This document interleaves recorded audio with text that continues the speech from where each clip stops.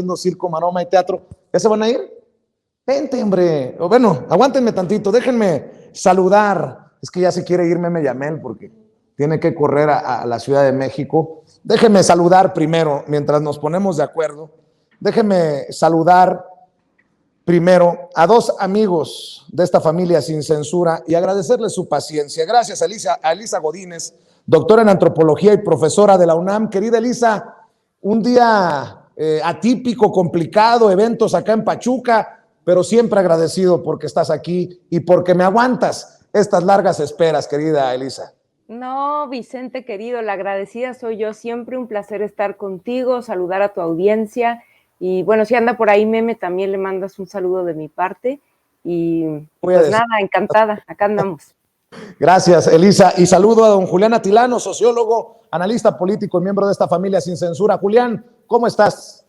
Vicente, ¿cómo estás? Un saludo, y nada, el programa está buenísimo, lo estoy escuchando desde hace rato. Un saludo también a Lisa y por supuesto a la familia de Sin Censura. Oigan, a ver, muchos me han criticado por mis críticas, por mis comentarios a Lili Téllez.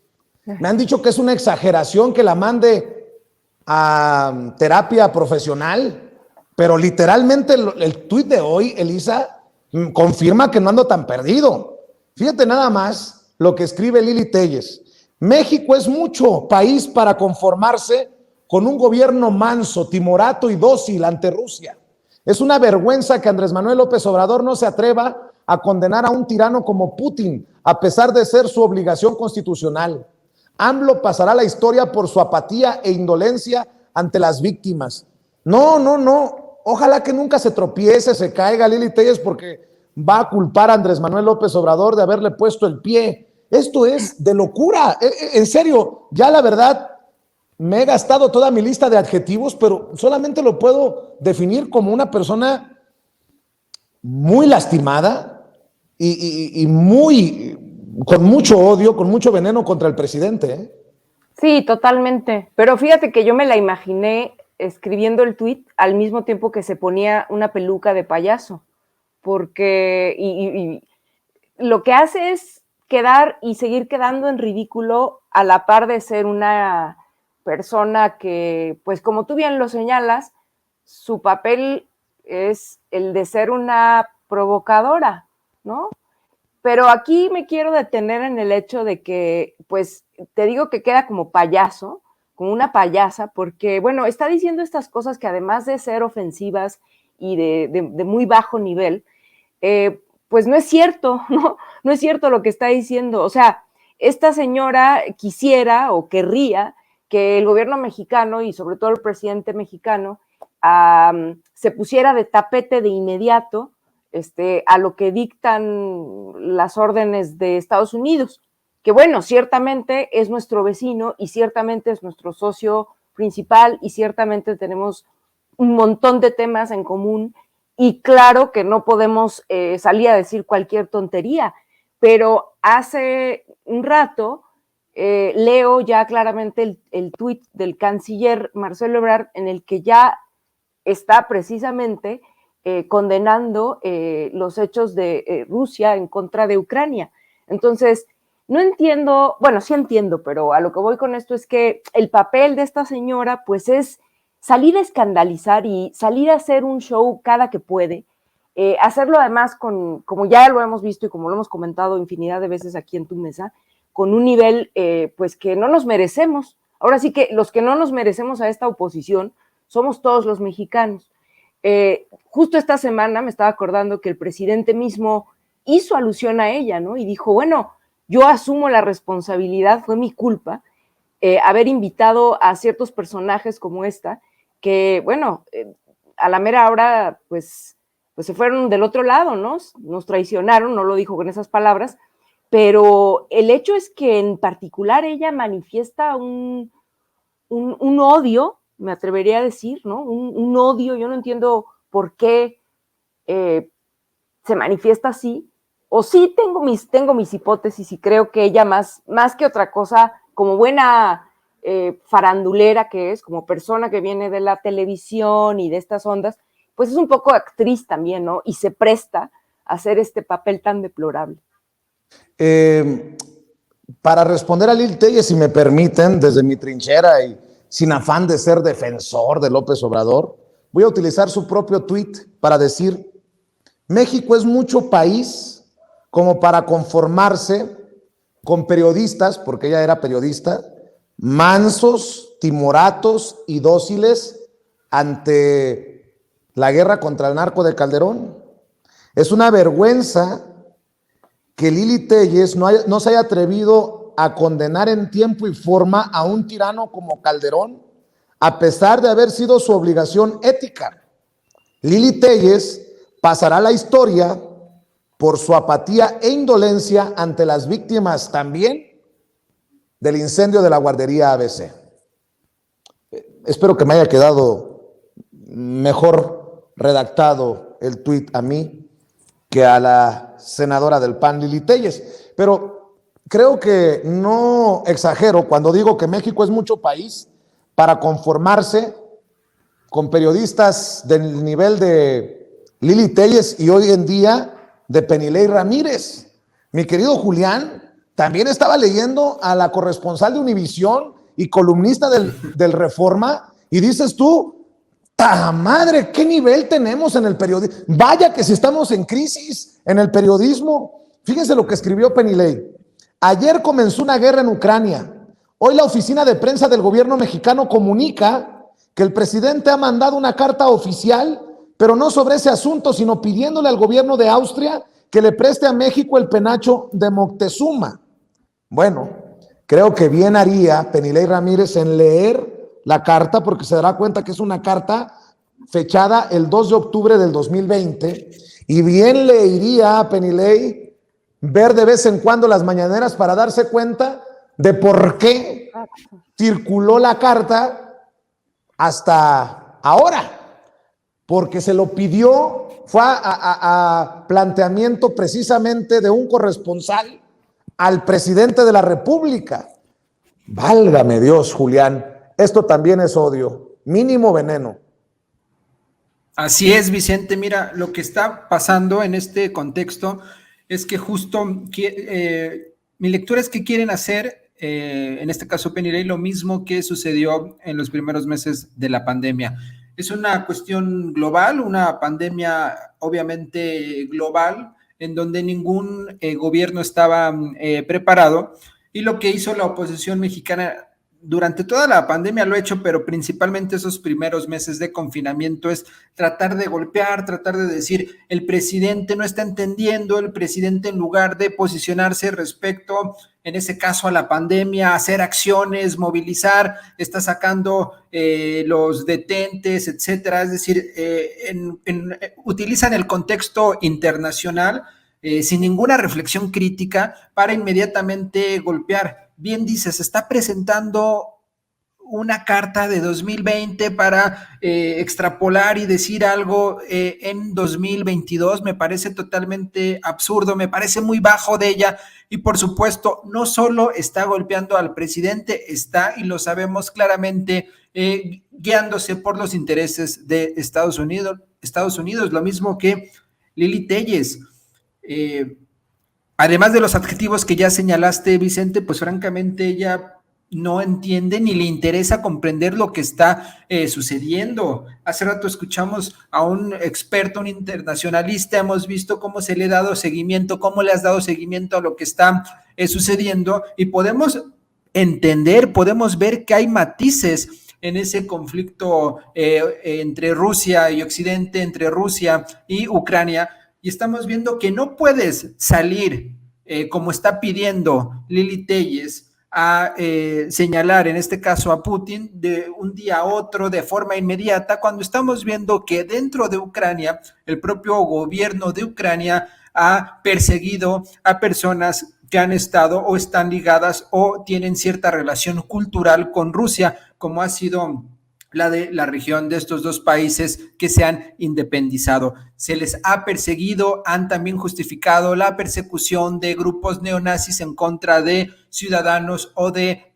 ciudadanos, de personas que tienen relaciones culturales, políticas y de todo tipo con Rusia. Y en ningún momento ella sale a hablar sobre el tema. Pero mira, no hay que irnos tan lejos. En Estados Unidos, por ejemplo, estamos viendo que hay persecución, estamos viendo que hay acoso en contra de mexicanas y mexicanos, y ella en algún momento ha hecho algún comentario, alguna crítica.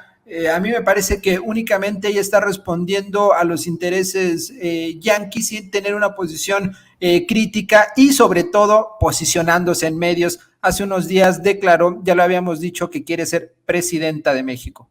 Así es, nada más para ponerle la cereza al pastel de este nado sincronizado contra el presidente Andrés Manuel López Obrador por el tema de Rusia. Compañeros, me ponían en pantalla un tuit de Joaquín López Dóriga.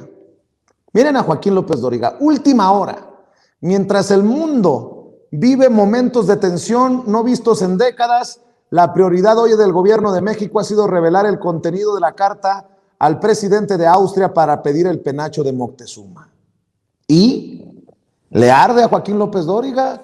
¿O cuál es la intentona? ¿Cuál es la línea que exhibimos de Penilei Ramírez y de Joaquín López Dóriga?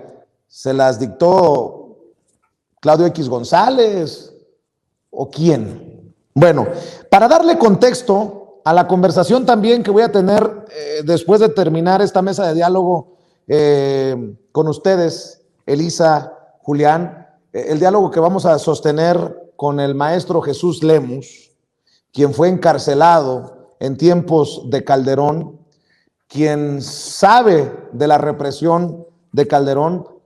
Quiero hablar con él de las revelaciones hechas por Arturo Saldívar, Lelo de la Rea, el ministro presidente de la Suprema Corte de Justicia de la Nación, para dejar calientito el tema y darle contexto a la conversación con don Jesús Lemus. A mí me gustaría cerrar esta mesa de diálogo con esto que pasó en la mañanera. El presidente Andrés Manuel López Obrador les cuestionó a Felipe Calderón y Enrique Peña Nieto sobre los casos del incendio de la guardería ABC y de Ayotzinapa.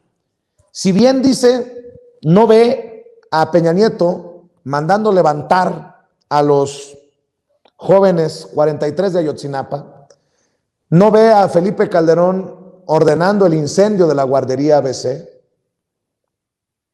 ¿Por qué encubrir?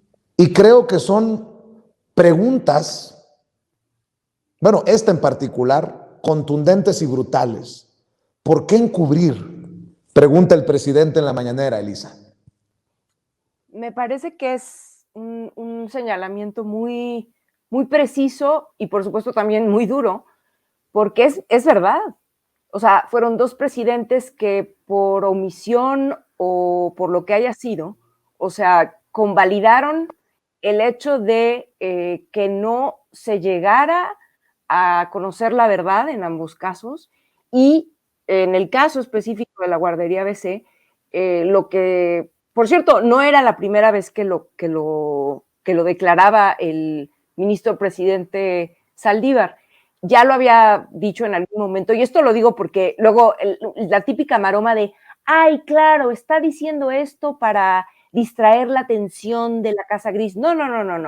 Él estaba presentando su libro y en ese contexto fue que recordó pues la presión que sufrió directamente él, que entonces era ministro, pues no era el ministro presidente de la Corte, pero era un ministro de la Corte, y que tenía en sus manos la posibilidad de que el caso de la guardería ABC pues llegara y se discutiera en la Suprema Corte y demás. Digo, yo más allá de los detalles legales, lo que quiero rescatar es que, como él lo dijo, fue una maniobra de Estado, y no son palabras menores, una maniobra de Estado para encubrir a los culpables, para cuidarlos. Y bueno, no me queda claro exactamente por qué, además de por el hecho de que los dueños o los concesionarios de esa fatídica guardería eran familiares de Margarita. Por ahí leí una versión de que también tendría que ver con el hecho de que si ese caso hubiera procedido en la Suprema Corte de Justicia, digamos, el hecho de culpar a las más altas autoridades, en este caso Felipe Calderón y demás, hubiera abierto la puerta para que Calderón fuera juzgado por otros temas que también estaban buscando llegar a la Suprema Corte y demás, ¿no? Entonces, me parece que, no sé si sea verdad o no, pero no me pareció nada descabellado. Entonces, lo que vemos en este caso es que el señalamiento que está haciendo el presidente me parece importantísimo para refrescarnos la memoria, porque de repente se nos olvida. Ahí está el caso de la ABC y está, por supuesto, el caso Ayotzinapa, que hasta el día de hoy, quien ha presentado mayor voluntad política para intentar llegar a la verdad es este gobierno, porque fue uno de sus principales compromisos. De hecho, no sé si mal recuerdo, pero la primera reunión que el presidente Andrés Manuel López Obrador tuvo una vez que asumió la presidencia fue con los padres y madres de los muchachos desaparecidos de Ayotzinapa. Entonces, aquí es muy importante también, me parece, porque se vincula o se relaciona con algo que al presidente mismo le han de algún modo cuestionado en otros momentos, que es como, bueno, él sometió a consulta la posibilidad de juzgar a expresidentes, ¿no? Y como que de algún modo algunos de sus malquerientes o sus críticos han dado a entender que él no tuvo suficiente interés en impulsar estos juicios a expresidentes. Me parece que más bien el presidente sabe que él ha querido que haya una especie de no venganza, por lo menos de su parte. Pero bueno, una cosa es su posición y otra cosa es lo que se puede y se debería hacer en un país como este, que de repente se nos olvida cuántos agravios y cuántas situaciones tan dramáticas y tan dolorosas y tan criminales han sucedido en este país y que no vemos que las autoridades que fueron responsables estén siendo juzgadas. Tenemos en este país una crisis de impunidad que va de la mano, por supuesto, de los muchos años que llevamos con esta violencia tan aguda y que un país que no alcanza la justicia o que no alcanza justicia en casos tan emblemáticos como estos, pues ¿qué podemos esperar y qué le espera, digamos, al montón de víctimas que tenemos que no tienen posibilidad de que sus casos sean discutidos y sean nombrados y sean visibilizados, ¿no? Entonces yo creo que lo que hizo el presidente es muy importante. Mi querido Julián, cerramos con tu reflexión sobre este tema que es profundo y que seguiremos analizando en el transcurso de Sin Censura Nocturno. Mira, Vicente, lo que sucedió con los niños y niñas en la guardería ABC, yo creo que es de las tragedias pues que más nos han pegado como sociedad mexicana en los últimos años. El hecho de que se haya dado un carpetazo, como sucedió, que el ministro Saldívar haya señalado que fue una operación de Estado justo para lavarle la cara, para proteger a la familia de su esposa, me parece que ni siquiera tendríamos que estar reflexionando sobre el tema. Felipe Calderón y Margarita Zavala tienen que estar tras las rejas, tienen que estar frente a un juez sobre esto que sucedió.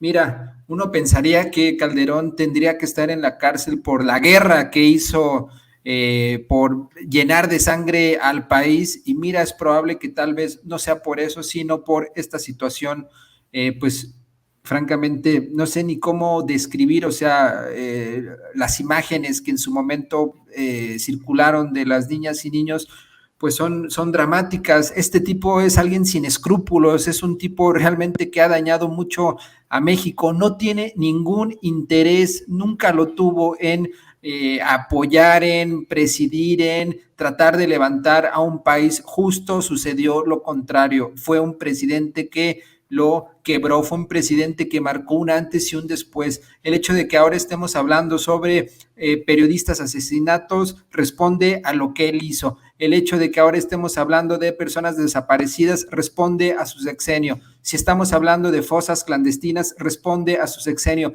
Su sexenio fue un parteaguas, su sexenio fue algo que cambió la vida de las personas del país. Ese tipo es un criminal, tiene que estar en la cárcel. Tarde o temprano va a pasar, Vicente. probablemente no sea este sexenio. No sé si sea por voluntad, no sé si sea por una cuestión de corrupción en el Poder Judicial, no sé si sea porque estamos muy cerca de su sexenio y entonces pueda generar un cisma dentro de la arena política y entonces tienen que pasar algunos años para poder enjuiciarlo por las redes que seguramente todavía tiene y en el futuro a lo mejor ya están más debilitadas. No lo sé, pero tarde o temprano Felipe Calderón tiene que estar en la cárcel. Hay varios hilos, ahí está García Luna ya detenido, está este caso, está el ministro Saldívar que de forma muy valiente, y lo aplaudo, salió a decir algo que pues en su momento incluso seguramente le estaba hasta costando pues su seguridad. Imagínate enfrentarse ante el poder político, y con eso quisiera terminar, Vicente. Querido Julián, aprovechando, ¿dónde te busca la gente? ¿Dónde te encuentra? ¿En dónde te apoya? En Twitter, querido Vicente, @JulianAtilano, y estamos comenzando un programa ahí en el Puets los jueves a las 9, se llama Señal Tlatelolco, ahí lo pueden buscar, y pues un abrazo a ti, a Elisa y a la familia de Sin Censura. Gracias, Julián Atilano. Elisa, ¿en dónde te buscamos a ti? ¿En dónde te apoyamos? Vicente, me pueden sobre todo ver que ando dando lata en el Twitter, y mi cuenta es @tdetoñoa 3Ns IT, Tanit, y ahí me va a dar gusto verlos. Y un abrazo para ti, un abrazo para Julián y para toda la familia Sin Censura. Elisa Godínez, Julián Atilano, muchas gracias. Nos vemos en la próxima mesa, y les prometo que no los voy a hacer esperar tanto. Discúlpenme que yo ando para arriba y para abajo, y desde acá, desde Pachuca Hidalgo, les mando un abrazote. Un abrazo. Igualmente. Cuídate. Gracias. Amigos, amigas, regresamos en breve. Pero mientras seguimos hablando sin pelos en la lengua, sin censura, usted puede suscribirse a nuestros 3 principales canales en YouTube. Sin Censura Media, en donde tenemos más de 1.600.000 suscriptores. Sin Censura TV, en donde tenemos más de 1 millón de suscriptores. Y en Sin Censura Presenta, en donde queremos llegar muy pronto a los 100,000 suscriptores. Si usted ya está inscrito en Sin Censura Media, suscríbase en Sin Censura TV. Si ya está suscrito en Sin Censura TV y Sin Censura Media, suscríbase a Sin Censura Presenta. Recuerde que es gratis, no tiene que sacar un solo centavo de su bolsillo para apoyarnos. Dele clic en la campanita para que los señores y señoras de YouTube envíen las notificaciones cuando estemos transmitiendo en vivo y en directo o estemos subiendo videos. También nos puede seguir en Twitter en @Vicente Serrano, y hasta en Instagram. Ojo, también estamos en Instagram. Son nuestras redes sociales, y con el apoyo de ustedes seguimos creciendo, porque con ustedes todo, sin ustedes nada.